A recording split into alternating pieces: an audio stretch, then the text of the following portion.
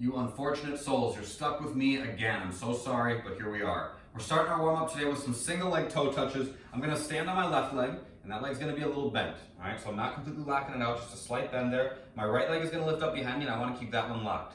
I'm thinking about staying square to the ground as I fold, and I'm gonna think about there being a straight line between my right heel and my right shoulder. So I'm not gonna kind of like do this and bend at the knee. I'm not gonna hinge forward with my leg out in front of me. I'm trying to keep that straight line. Shoulders back, my belly's tight. I just lift my right heel as I fold forward. I probably won't go all the way down to touching my toes, but I'll go down to like mid-shin or something like that. Then stand back up, switch sides. Again, the standing leg is bent, lifting leg is locked. I fold nice and slowly, get down to mid-shin, or maybe you can touch the ground, whatever. Just feel some tension in the back of your standing leg. Great exercise for stability, for balance, and it's just a good way to warm up the hamstrings and get them moving nice and gradually.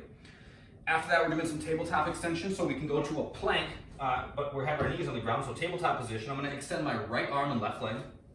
Then I touch my knee to elbow underneath me, and then extend back out and switch sides. So when I extend, I'm locking out completely, okay? Keeping my belly tight, touch, extend, and then come back down. So that was 2. So it's extend, touch, extend, and then plant back down. That's 1 rep, all right? Last, we're gonna do some high knees or running in place. So kind of depending on if you have neighbors below you, whatever, like if you guys just need to jog a little bit, that's fine.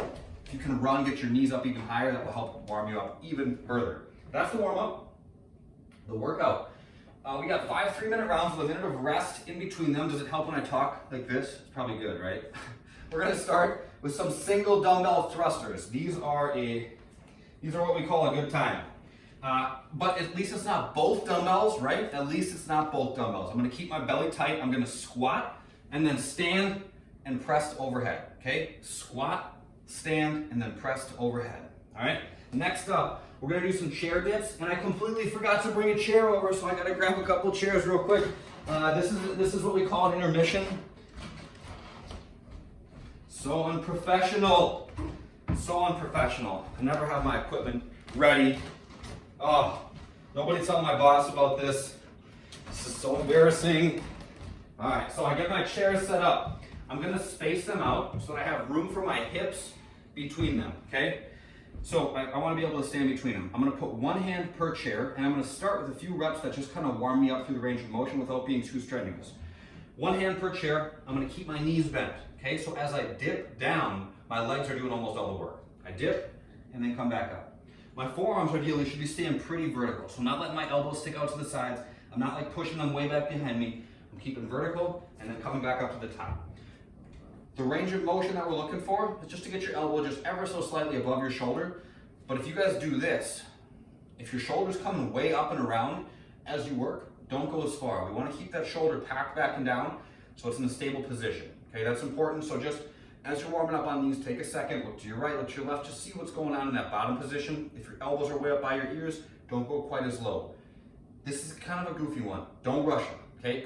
Go slow. The thrusters are gonna be plenty of work. Some of these other movements are gonna be plenty of work. Embrace a little bit slower pace on these so that you make sure that you're maintaining a stable position as you go. What I just did was my legs can do a lot of work that way. If you're looking to add some challenge in and make it more about your upper body, lock those legs out and then do the same thing. That makes them more challenging, all right? All right, after that, we're doing hand-to-hand swings. So think about like a Russian kettlebell swing that we do in the gym. My hips go back, and then the kettlebell or the dumbbell goes back between my legs, and then I open my hips, and that's the motion that sends the bell swinging, okay?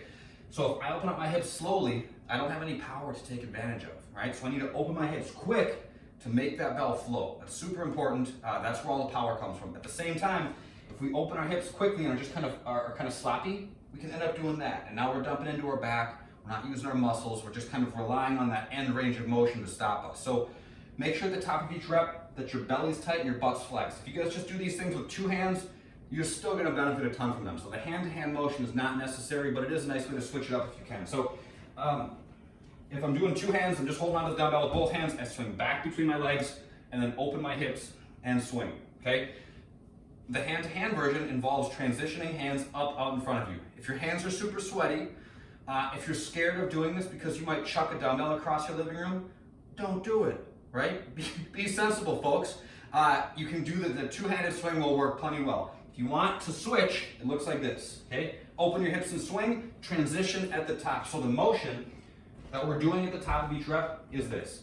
My swinging hand is here, my other hand comes up and over, grabs a hold of the bell, and then swings back and down. Open my hips, other hand comes up and over, grabs it, and swing. So on and so forth. Good times are ahead. Last but not least, we're doing tuck-ups. So I'm gonna lay on my back.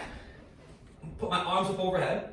I'm gonna bring my chest to my thighs and my arms to alongside my legs. So it's like a V-up, but with my knees bent. Come all the way up and then all the way back down. So my chest goes to my thighs at the top of each rep. Body weight version, squats, chair dips, split squats, and tuck-ups. Air squats, pretty straightforward. Not a ton of these things, so make them good. Hips back, knees out. I say that like there's never a time to not make them good. Always make them good. Hips back, knees out for our squats.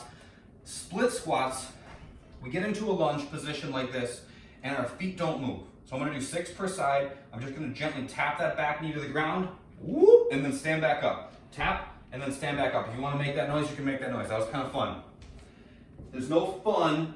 There's no accessory work. There's no fun going on after the workout today. We're just going straight into some mobility. We got 3 minutes per movement. We're gonna do a legs up the wall stretch, then a wide legs up the wall stretch, and then my favorite, child's pose. And we got 3 minutes in each. So legs up the wall, because if you picture, if I'm laying down on my back and I got my butt up against the wall, legs up the wall is like this. Wide legs up the wall is with my feet splayed out to the sides. For those, I want your knees to be locked, okay? And just straight up legs up the wall. If you guys need an extra stretch, you can put a little band around your toes or a towel or something like that to pull your feet gently down towards you.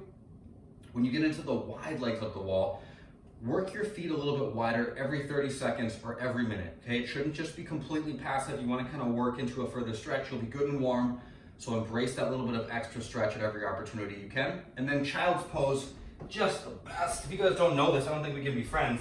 My hips go back over my feet that are touching. My knees are splayed out wide. I just set my hips back over my heels first, and then I just stretch my arms out in front of me.